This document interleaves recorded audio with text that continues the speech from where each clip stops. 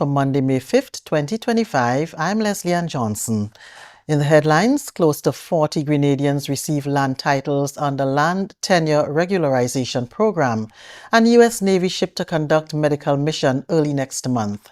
Details to these stories and more, plus a look at the weather when we return.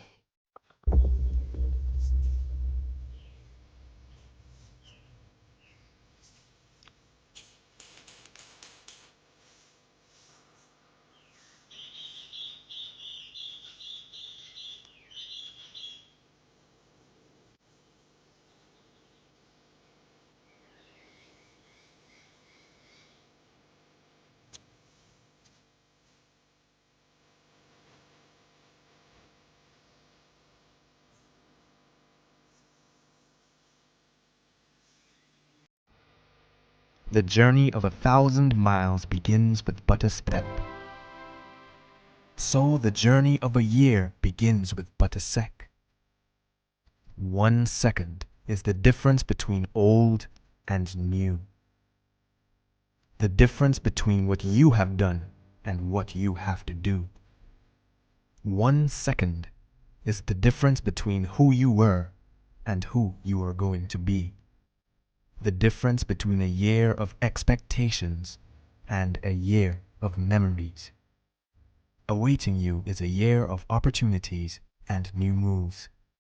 Just one final second to reflect. And then we must embrace indeed. I reckon 1 second is all we need.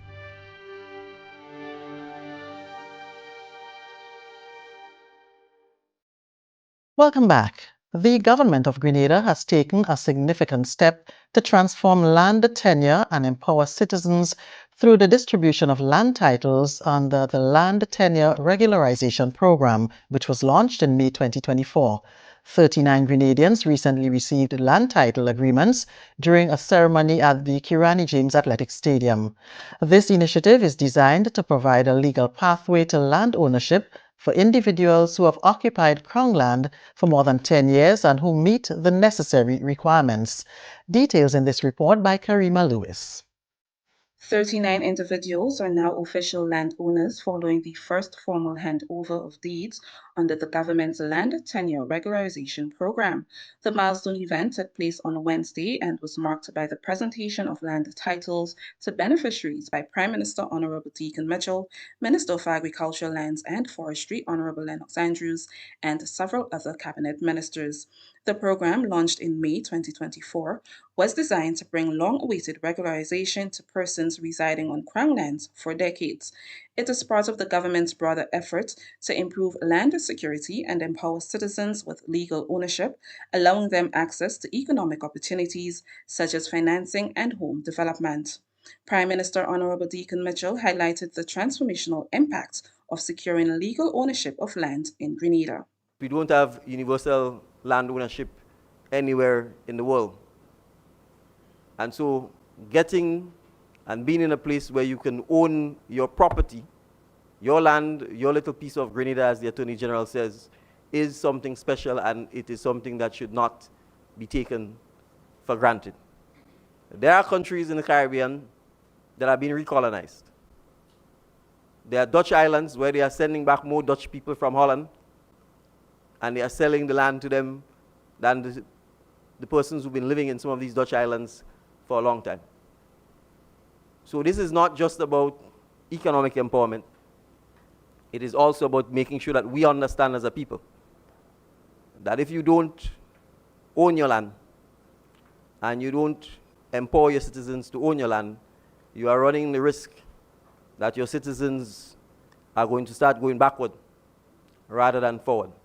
And all of the hard work, determination, blood, sweat, and tears that our foreparents put in to put us in a position where we can own our land can go in vain.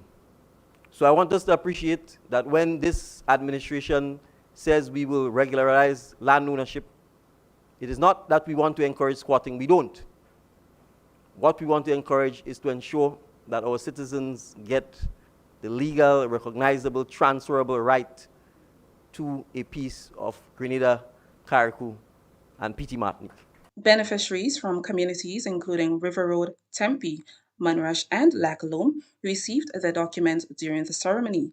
Many of them have been occupying the lands for over 30 years without legal titles. Minister for Agricultural Lands and Forestry, Honorable Lennox Andrews, emphasized how receiving land titles marks a significant turning point in the lives of the new landowners. But I'm also happy for you, the beneficiaries, the recipients, because you, in fact, now have a real opportunity to improve your lives by giving you these indentures, these titles, signed by the Governor General. Signed by the Governor General. So you can now take that piece of paper, and in some cases it's a big 3-page paper, with the signature of the Governor General on it, giving you the right and the claim of ownership of that piece of the Grenadian rock. And that is yours. And nobody could take it from you. And that would give you too.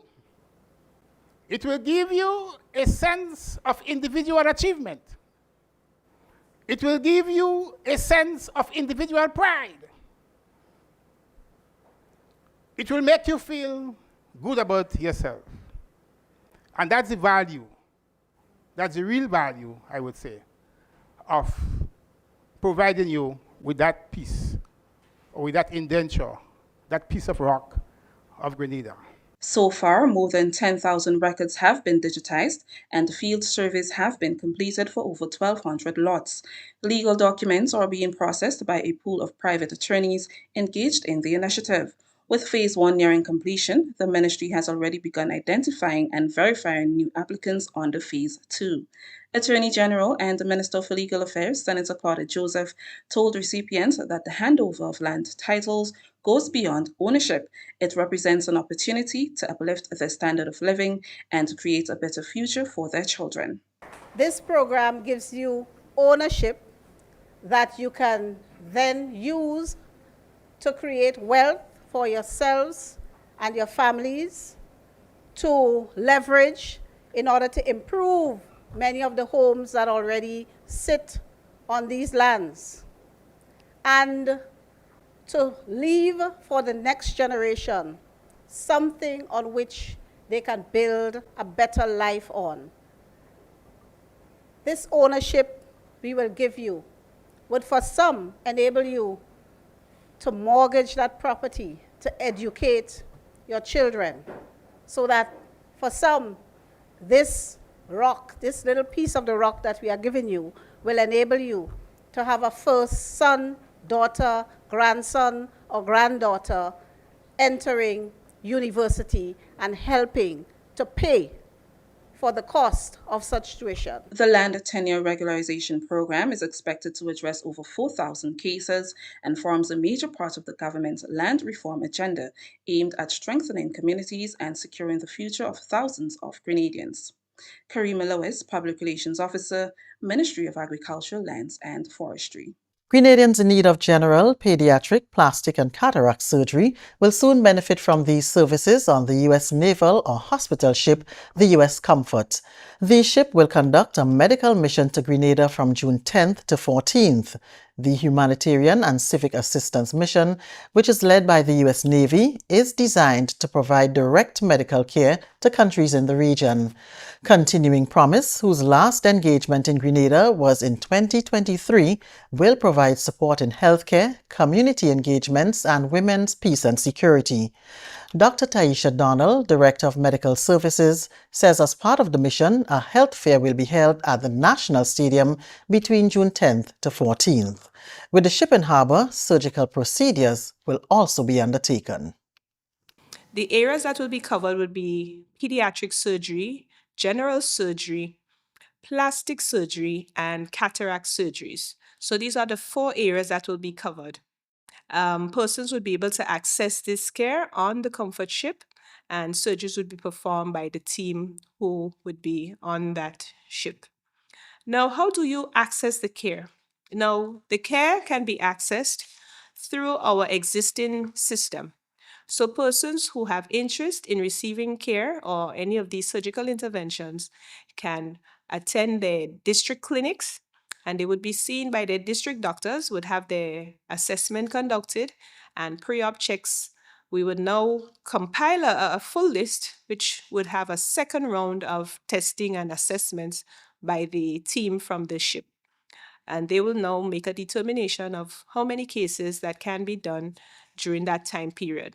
Ms. Frances Herrera, the principal officer at the U.S. Embassy in Grenada, who says her tour of duty ends in July, is happy that Grenada is benefiting from the services. And on board will be a highly trained team of U.S. military personnel, medical professionals, and partner organizations.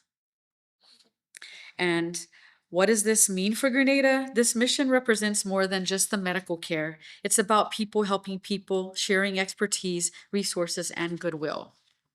The mission will include free medical services, public health training, subject matter expert exchanges, and community engagement, all developed in close coordination with the government of Grenada. And on the partnership and planning for this mission has involved close cooperation between our two governments, and we are grateful to the Ministry of Health and local stakeholders for their active role. With these joint efforts are a reflection of the deep, enduring partnership between the United States and Grenada. And the impact of what Continuing Promise has had, this is a historical context of this, is since 2007, Continuing Promise missions have treated more than 605,000 patients and performed over 7,300 surgeries across the region. This will be the 15th Continuing Promise deployment since 2007. Prime Minister the Honorable Dickon Mitchell and other heads of government from the OECS and the Bahamas are expected to meet with the U.S. Secretary of State Marco Rubio on Tuesday, May 6th, to discuss matters affecting both the United States and the Caribbean region. This meeting represents the region's ongoing commitment to strengthening diplomatic relations. Both sides are expected to explore new avenues for cooperation in support of regional security and economic stability. The Grenada delegation will include Honorable Joseph Andel, Minister for Foreign Affairs, Trade and Export Development, His Excellency Tali Francis, the Ambassador to the United States of America, and Dr. Wendell Cornwall, Counselor at the Washington Mission. Prime Minister Mitchell, who left the state on Sunday for Washington, D.C., is scheduled to return on Wednesday, May 7, 2025. The Honorable Andy Williams is serving as a Prime Minister. This is the GIS News. When we return, Spicemas 2025 has been launched.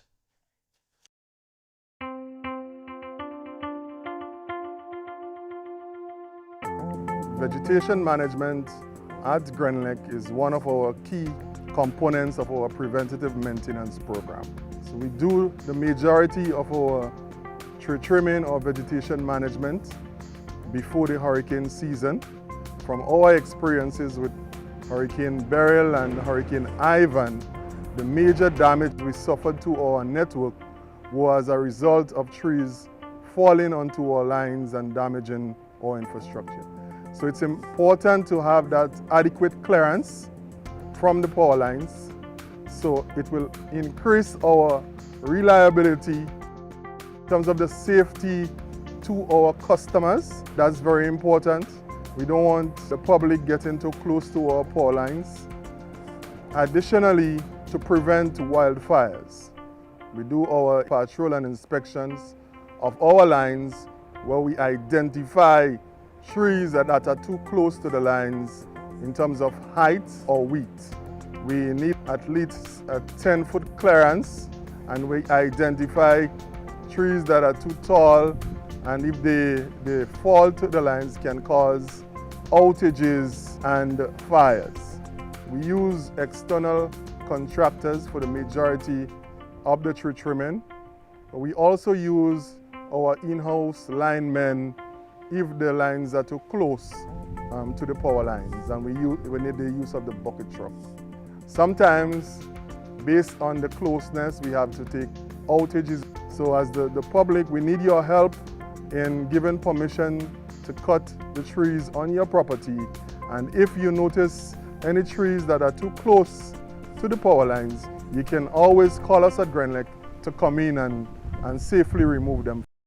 Grenlec, energizing our Grenada.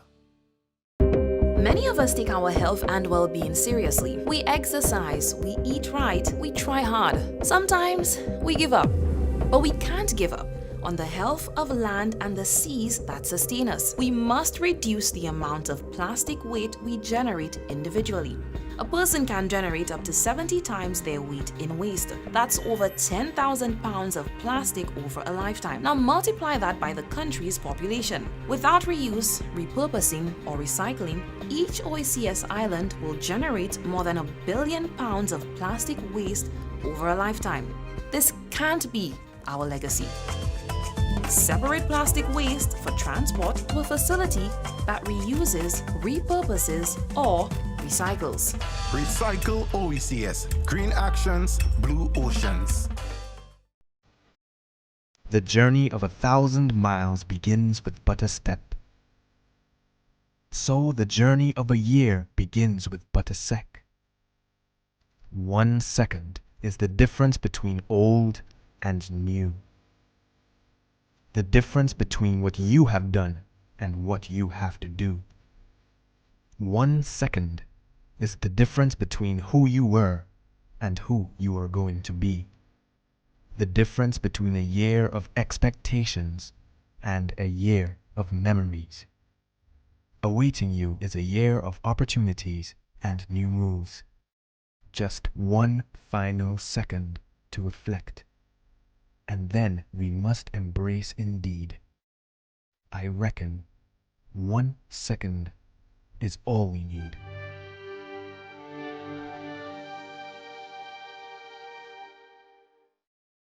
Welcome back. The Spicemas Corporation says 2025 will see the best Mass by far, with exciting events and activities as a build-up to the Caribbean's largest summer festival. That's according to Kurt Ross, chairman of the Spicemas Corporation. He was addressing the official launch of the festival at the Kirani James Athletic Stadium on Friday. It saw participation from key stakeholders, including vgh'n, Shortney, Apache, and Jab Jab, representing traditional Mass, fancy Mass bands with portrayals for 2025, and Monday night Mass bands, along with the winners of the major Carnival shows for 2024. We begin the journey in 2023 with the evolution, a year that challenges us to grow, to innovate, and to elevate every aspect of our festival. Then came 2024, an explosion of culture where the riches of our heritage, music, masqueraders lit up the streets like never before. Tonight, we boldly step into the future with our new team, Best Mass by Far.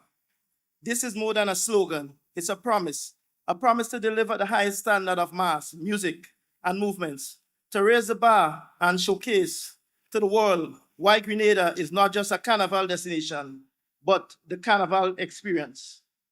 We are not just building on the past, we are surpassing it with our traditional bands, our calypsonians, our soca monarchs, our pageantry, and our people. We declare that 2025 Spicemas will be the most unforgettable yet. Let us celebrate our artistry, preserve our tradition, and push the limits of what we can achieve together. The best Mass by far is the theme chosen for Spicemas 2025. Parliamentary Secretary in the Ministry of Tourism, Culture and the Creative Economy, Senator Quince Britton, spoke with the Government Information Service about the importance of the festival. We at the Ministry of Culture, Creative Economy, Culture and Tourism, it's something big for us, and we're going very hard, supporting in every way that we can to ensure that people have a wonderful Spicemas experience. Already you've seen a record in booking and so on, because if you're trying to get space right now for to stay at, we might have to encourage families to take in people and so on, because it's all the rooms and so on. If not fully booked as yet, but it's almost to capacity. I myself been struggling to try to get a little booking for some people that coming from Trinidad So we all have to encourage family to kind of take in them and so on, you know. So we look forward to a great mass this year. Senator Britton says to ensure improvement in the overall product, the government has been creating significant opportunities through various mediums for the creatives over the past year, and the expectation is for greater output from them for this year's festival. As one of the artists, one of the music producers alluded to in our most recent activity that we had for music producers, he said Spicemas 2025 would sound different, and that's at a recently concluded masterclass that we did with one of the world-renowned music producer Casey Phillips of Precision Production, and the enthusiasm from most of those music producers and so on, and they were very excited, learning a few techniques and so on. So I look forward. I've already heard some new music release, and trust me, it's, you know, Grenada, as we say, this is something that we would, just as how the Italians are known for pizza, Sherry, we want Grenada to be known for its creative ability, its creativeness. That's why we would like to sell Grenada as that unique type of mass that you find here nowhere else but here in Grenada. Here are some highlights of the 2024 winners who participated in the launch.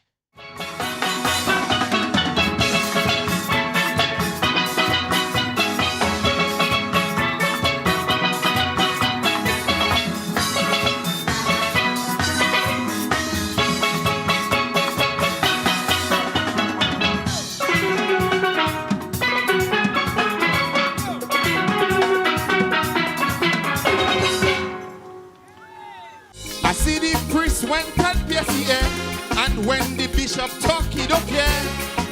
Well, that is the property, same way the party belongs to me. He take a hairstyle like scholar own. Some say no spiritual undertone. Well, that is the property, same way the party belongs to me.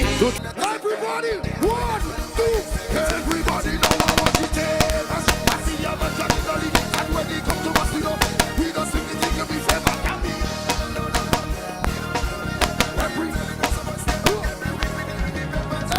Let me explain myself, and then book them.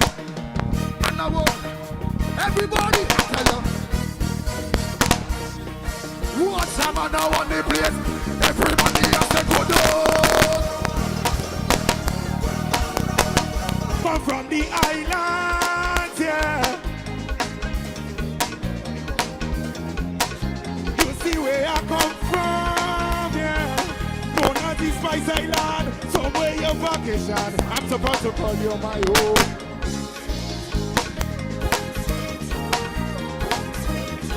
I'm supposed to call you my home. Say home, sweet home. One verse. As soon as you land, we welcome you with open arms. I know that it's you never met before. 7 young ladies who will vie for the Miss Grenada National Carnival Queen title made a brief appearance at the launch. High occupancy bookings are being reported for Spicemas 2025. Cecil Noel, the Chief Executive Officer of the Spicemas Corporation, highlighted how plans are unfolding for a number of shows, making significant reference to the National Queen Show on Majestic Thursday at the National Stadium. They are already deep into practice sessions in terms of the speech, communication. They are deep in practice with regard to the walk, the way they walk. As a matter of fact, we have this weekend coming up, we have a very special program for them where we're bringing someone in to have a retreat with them on all the key aspects as respect to their preparations for the Queen pageant. And when I say all the key aspects, just about everything you could think of. And we have a series of events that's going to help this young lady to be lifted up.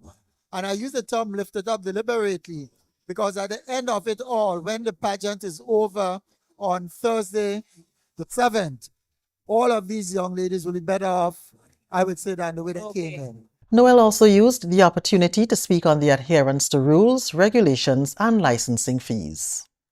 In terms of the process, it's a matter of coming into the office or getting event application form online and applying there. There are a number of boxes to tick off in terms of what you expect to do, where you're doing it, when you're doing it, and so forth.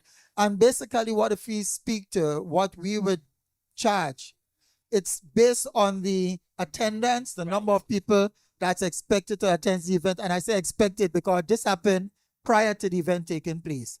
And based on the entrance fee. So it's a matter of the entrance fee multiplied by the number of people expected, and it's a 5% of that. And for most part, we don't have any issue with that. I mean, in cases where people may feel they need to have a discussion, we entertain it. Right. And we encourage that as well. So really and truly, it's not an issue as we sit where we sit from at present. While there is the belief by some that there's a separate fee for local promoters, Noel says fees are applied based on the information presented on the application forms. No, it's not. And even the idea of flat fee for everybody doing different things, that's not correct. There's no flat fee for everybody doing everything, as was said some time ago. Fees are charged or applied based on your event, the amount of people expect to attend, and the entrance fee. 5% of that. And if I may add, in most cases, what we do, we look for the smaller figure to use all the time. So in case of the people have regular fees, VIP, VVIP, we take either the mid-range or the lower fee. And in cases where they probably say they expect 500 people, we probably bring it down to 250, and that's how we do it. And for most part, as I say, there isn't really any real issue there. Okay. He says tickets for the various shows are already on sale via the online portal. More than 500 have already been sold. We take another break. Still to come, MOU signed for the second component of Youth in Agriculture project. Grenada is on a track to become a Caribbean trendsetter for waste management and recycling. We are establishing a recycling culture to rid our landfill, our country, of plastic waste. Under the OECS Recycle Pilot Project, residents and the business sector are being encouraged to see the potential in plastic. Every day, plastic bottles can be stored and prepared for collection and recycling. Plastic is not waste. There is investment opportunity in plastic recycling, sustainable clean water, food safety, beautiful beaches, marine spaces, and a potential arena for investment for OECS entrepreneurs. Let's recycle and explore avenues to convert plastic into profit. Recycle OECS. Green actions, blue oceans. If there's one thing we know for sure, life is an unpredictable journey, full of twists and turns, but no matter where it takes you, the National Insurance Scheme is here, ready to support you every step of the way. Sickness benefits ensures that you can focus on recovery, not financial stress. Maternity allowance and grant provides essential support to start your beautiful journey of parenthood. The unemployment benefits act as a safety net, giving you peace of mind during challenging times. Employment injuries can be daunting, but NIS provides comprehensive coverage, including injury benefit, medical expenses, disablement, and death benefits. At NIS, your well-being is priority. Now you can face challenges confidently, knowing that support is just a claim away. Contact us today to find out more about the range of benefits or visit our website at www.nisgrenada.org. Are you thinking about buying a vehicle? Did you find a company on social media? Stop. It may be a scam. Look out for the following red flags. Is the price lower than other dealers? Does it seem too good to be true? Are you sending the monies to the US even though you are ordering the vehicle from Japan? Does the address on the invoice match the address on the payment details? Are conversations limited to WhatsApp text? Is there a sense of urgency placed on you by the seller? You are about to be scammed. Do not take your hard-earned cash or even worse, a loan to send to these scammers. Once the money leaves Grenada's shores, you are not likely to get it back. Consider buying a vehicle already on island from an individual or a car dealer. Beware of these scammers. If in doubt, it's best to stay out. A message from the Financial Intelligence Unit. Welcome back. The Youth in Agriculture project, spearheaded by the Ministry of Agriculture, Lands and Forestry, has signed a Memorandum of Understanding with the Grenada Investment Development Corporation, GIDC, paving the way for the second component of the Youth in Agriculture project. Approximately $44,000 will be injected into this partnership phase. Thursday's signing of the Memorandum of Understanding between the Ministry of Agriculture and the Grenada Investment Development Corporation signals the commencement of the second component of the project, focusing on the development of business plans for trainees of the Agriculture Entrepreneurship Program. Project Coordinator Cindy Lewis Joseph encouraged trainees to fully embrace the opportunity this and other components will provide. The purpose of the MOU is to develop 150 business plans for the trainees that would be registered with the Youth in Agriculture project under the different areas. It's for the persons in Grenada, Carriacou, and Petit Martinique. The cost of this component of the project is $43,985,000. From May to December of this year, trainees would be sent to the GIDC's Business Center to develop, review, and finalize their plans.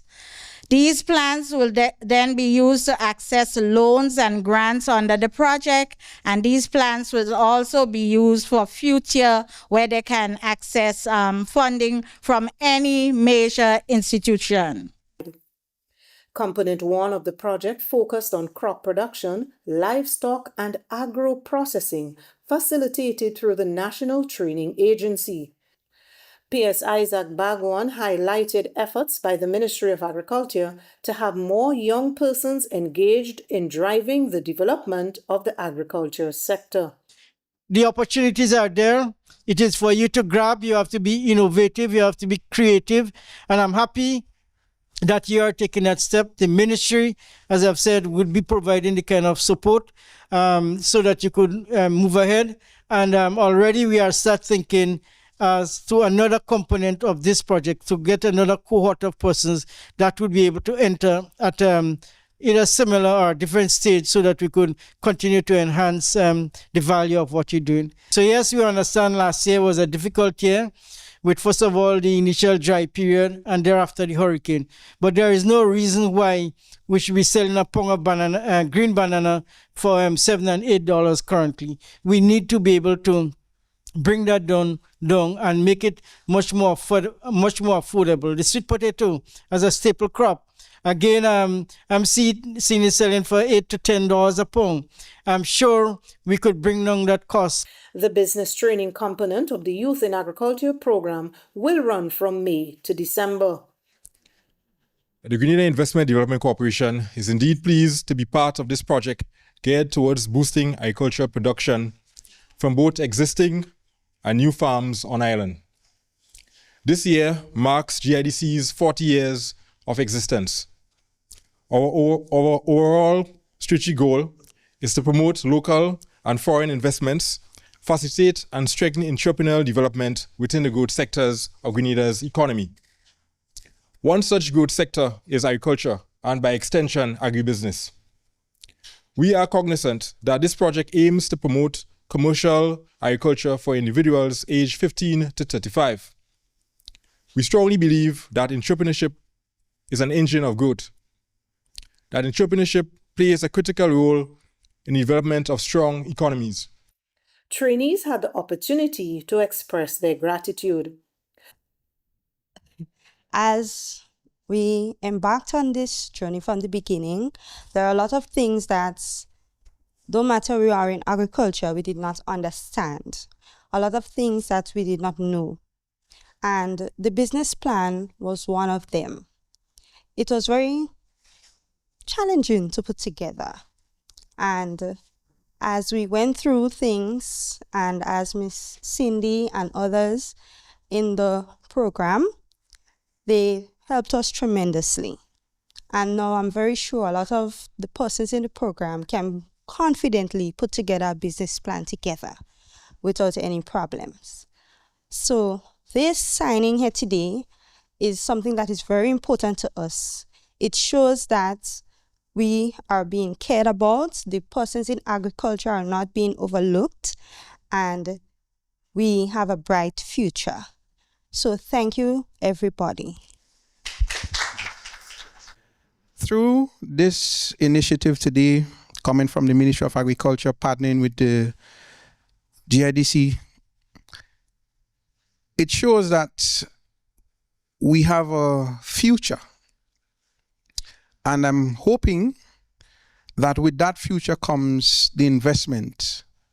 And from experience, we have had it in the past where you would develop a plan and you go to the bank and the bank says, hey, we cannot fund this because they don't understand what you're into. With the months ahead, having to do the training with the GIDC company, it will open the eyes of not just ourselves, but the persons who are in charge of the training to help us better understand and structure innovation in agriculture and understanding where we can go, one as a people, and securing our food security bank here in Grenada. Over $1.5 million is earmarked for the Youth in Agriculture project financed by the CARICOM Development Fund and the Government of Grenada. Betty and Lazarus, Ministry of Agriculture, Lands and Forestry. More than $2 million EC is to be spent on refurbishing the Father Malagan Home for Boys. A site visit was made to the home recently by top government officials and stakeholders. Details in this report by Donella Hostain. Approximately 12 years after the Brooder House wing was officially opened by Governor-General Dame Cecile La Grenade, Christopher Holder, SCM, and the Maria Holder Memorial Trust, a $2.3 million EC refurbishment and upgrade is being undertaken on the entire property of the Father Malagan Home for Boys. This project is being co-founded by the Government of Grenada through the Ministry of Social Development and the Maria Holder Memorial Trust. During a site visit to the Father Malagan property, Minister for Social Development Honorable Gloria Thomas indicated that it is important for children in care homes to have a proper growing environment. Hence, they engaged the Maria Holder Memorial Trust. This project here, the rehabilitation and renovation and upgrade of the Father Malagan's home, falls under our ministry. We are currently looking at upgrading all our care homes and our facilities where we ward children. We believe that it is important for our young children to have environment, a growing environment that is safe, that is up to standard, and that is clean. We believe that we have to give them the best care possible. And so we have engaged the Maria Holder Foundation to assist us in the upgrade of the facility here. Representing the trust was Rochelle Roach, who noted that this project is being done at a very timely juncture as they celebrate 15 years. The Maria Holder Memorial Trust has celebrated 15 years in existence as a charity. So with 12 years for Father Malagan and Brooder House, you would understand also why this is important to us. It's stalwart of 3 years into our existence fully in terms of our registration that Grenada was a beneficiary. Mark McGuire of McGuire & Associates, Chartered Construction Managers, representing the Maria Holder Memorial Trust, explained that the wooden structured Brooder's house will be completely broken down and built back using better quality materials that will make the building more weather resilient. So, and as you can see, the building hasn't stood up to the test of time. So the intention is to rebuild this, but we're building back strong.